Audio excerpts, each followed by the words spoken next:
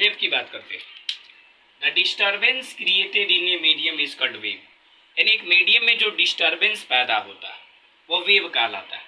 जैसे वाटर, अगर हम बात करते हैं, एक हमारे पास स्थिर पानी है, स्थिर जल है, काम वाटर, ये स्थिर है। वाटर एक मीडियम होता है, आप जानते हो मीडियम तीन तरीके के होते हैं, सॉलिड, लिक्विड और गैस। तो यहाँ पर वाटर मीडियम है, इसमें हम एक पत्थर फेंक देते हैं, स्टोन, पत्थर। ये पत्थर फेंकने की वजह से क्या होगा, वाटर में डिस्टर्बेंस क्रिएट होगा। ये क्या क्रिएट हो रहा है, डिस्टर्बेंस। तो वाटर एक मीडियम है और मीडियम में जो डिस्टर्बेंस क्रिएट होता है वह वेव कहलाता है। यानी यहाँ पर आपने देखा वाटर एक मीडियम है और इस स्टोन ने क्या किया, इस वाटर में डिस्टर्बेंस पैदा किया है, जिसकी वजह से यह वेव का फॉर्मेशन हुआ, वेव बना। यानी मीडियम में जो डिस्टर्बेंस क्रिएट होता है उसे हम वेव कहते हैं। वेव की बात किया जाए, वेव आपको दो तरह के होते हैं। एक होता है मैकेनिकल वेव, मैकेनिकल वेव, दूसरा non mechanical wave.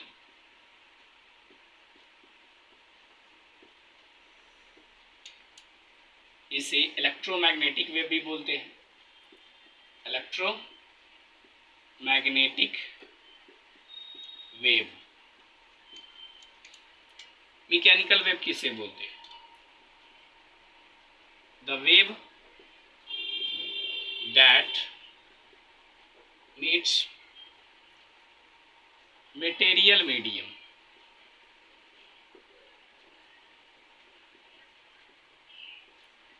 to propagates।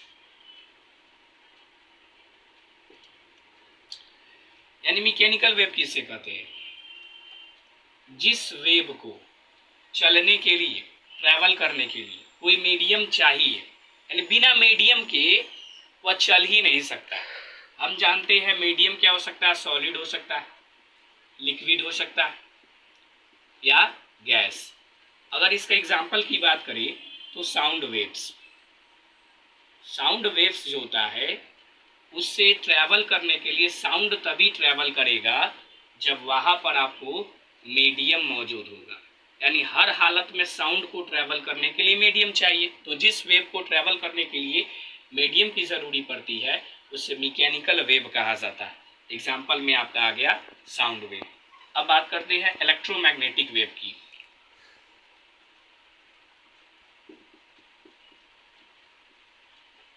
The wave that does not need material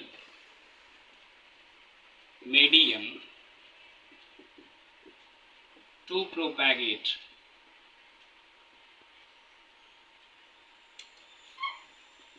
is called electromagnetic wave। क्या मतलब हुआ, कहा क्या, the wave that does not need, जिससे जरूरी नहीं है, कोई मीडियम की जरूरी नहीं है। जैसे अगर हम बात करें लाइट वेव्स की, तो ये लाइट वेव्स जो होता है इसको ट्रैवल करने के लिए किसी भी तरह का मीडियम की जरूरी नहीं पड़ती है। लाइट कहीं भी जा सकता है, वैक्यूम में भी ट्रेवल कर सकता है जहाँ कोई मीडियम नहीं, ना एयर है, ना ही सॉलिड है, ना ही लिक्विड है, ना गैस है। तो लाइट वेव्स एक ऐसा वेव होता है जिसे चलने के लिए कोई मीडियम नहीं चाहिए, कहीं भी जा सकता है। तो ये हो गया इलेक्ट्रोमैग्नेटिक वेव्स और ये हो गया आपको मैकेनिकल वेव्स। मैकेनिकल वेव्स का एग्जांपल साउंड वेव्स होता है, इलेक्ट्रोमैग्नेटिक वेव्स का एग्जांपल आपको लाइट वेव्स होता है। अगर हम बात करें मैकेनिकल वेव्स की, तो मैकेनिकल वेव्स भी दो तरह के होते हैं। ये आपको दो तरह के होते हैं, एक होता है लॉन्गिट्यूडनल वेव, लॉन्गिट्यूडनल वेव्स, और दूसरा होता है ट्रांसवर्स वेव।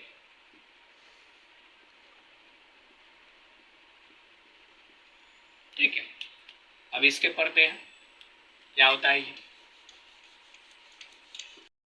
वेव। दो तरह के, longitudinal wave, transverse wave. Longitudinal wave क्या होता है? The wave in which wave particles move along the wave propagation by back and forth is called longitudinal wave। यानी वैसा वेव जिसमें वेव के पार्टिकल्स होते हैं ना, यानी वेव के पार्टिकल्स और वेव के डायरेक्शन में ही मूव करते हैं। मान लो ये वेव के पार्टिकल्स हैं ये, और वेव भी आगे आपको इसी डायरेक्शन में मूव कर रहा है, तो उनके पार्टिकल्स भी अगर आगे पीछे कर करके, जैसे ए से बी गया, फिर बी से ए आया, फिर बी से सी, यानी आगे पीछे करके मूव करते हैं, उसे हम लॉन्गिट्यूडनल वेव बोलते हैं। इसका एग्जांपल आता है साउंड वेव। यानी साउंड वेव्स जो होता है वो आपको वेव के डायरेक्शन में जाएगा, लेकिन उसका पार्टिकल्स क्या करता है, फिर एक बार आगे जाता है, फिर एक बार पीछे आता है, फिर एक बार आता है आगे जाता है, पीछे आता है, यानी अपने ही पोजीशन पे क्या होता है, आगे पीछे करता रहता है। अब आता है transverse wave. The wave in which wave particles move perpendicular to the direction of wave propagation.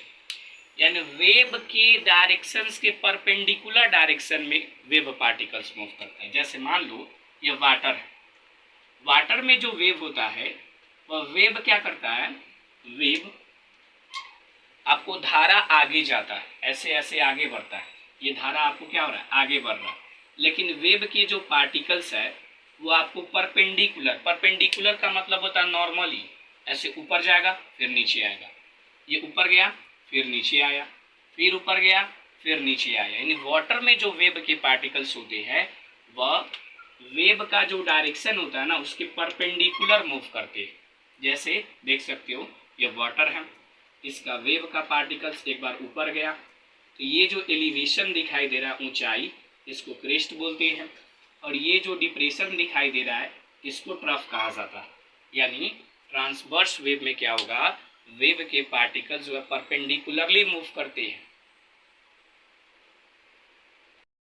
Longitudinal wave, जैसे अभी मैंने बताया साउंड वेव्स जो होता है वो लॉन्गिट्यूडनल वेव्स के एग्जाम्पल होते हैं। तो देखो इसमें होगा तो ये आपको दो फॉर्म में क्रिएटेड होता है। लॉन्गिट्यूडनल वेव क्रिएटेड होता है, इट क्रिएटेड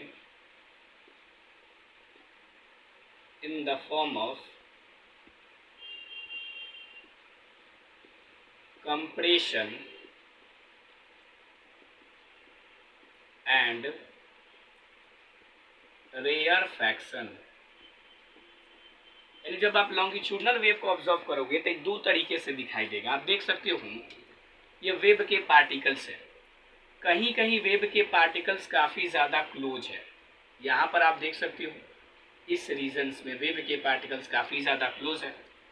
तो जहाँ वेव के पार्टिकल्स काफ़ी ज़्यादा क्लोज होते हैं उन्हें कहा जाता है कंप्रेशन। फिर अगले मोमेंट में ये पार्टिकल्स क्या हो गया, थोड़ा थोड़ा दूर हो गया, यहाँ पर वेव के पार्टिकल्स क्या है, कम है, इसलिए इसे रेयरफैक्शन कहा जाता है। यहाँ का पार्टिकल्स आगे गया फिर पीछे आया, आगे गया पीछे आया, फिर आगे गया फिर पीछे आया, यानी ये आपको क्रिएट होता है कंप्रेशन और रेयरफैक्शन के फॉर्म में।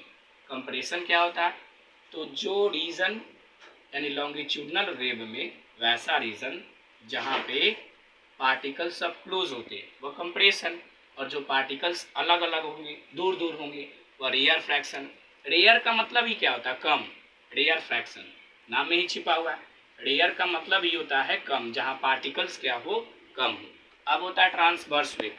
ट्रांसवर्स वेव आपको मैंने बताया था दो फॉर्म में क्रिएटेड होता है, क्रेस्ट और ट्रफ के फॉर्म में।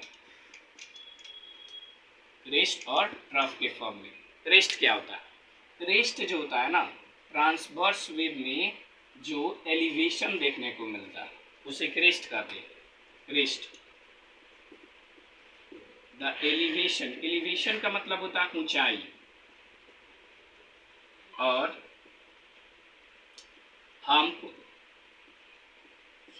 इन transverse wave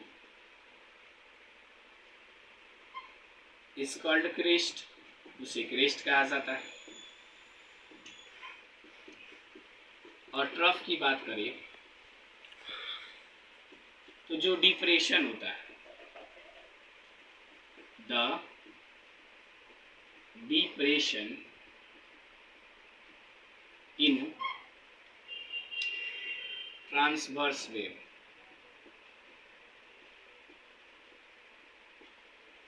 is called trough. यानी देख, एलिवेशन का मतलब होता है ऊंचाई। ये कौन सा वेव है? जिसमें परपेंडिकुलर वेव का पार्टिकल्स मूव कर रहा है, तो ये है ट्रांसवर्स वेव। अब इसमें पार्टिकल ट्रांसवर्स वेव जो है, इसमें आपको दिखाई दे रहा है एलिवेशन मतलब होता है ऊंचाई। तो जो एलिवेशन होता है उसे क्रेस्ट कहा जाता है, और जो डिप्रेशन होता है उसे ट्रफ कहा जाता है। एलिवेशन का मतलब होता है ऊंचाई, इसका मतलब होता है ऊंचाई, ठीक है। और डिप्रेशन का मतलब होता है गड्ढा, गड्ढा। यानी ये जो गड्ढा नीचे दिख रहा है, डिप्रेशन यानी गड्ढा है, वह ट्रफ यानी ट्रांसवर्स वेव क्रेस्ट और ट्रफ के फॉर्म में क्रिएटेड होता है। अब हम पढ़ेंगे कुछ टर्म्स जो कि रिलेटेड है वेव से।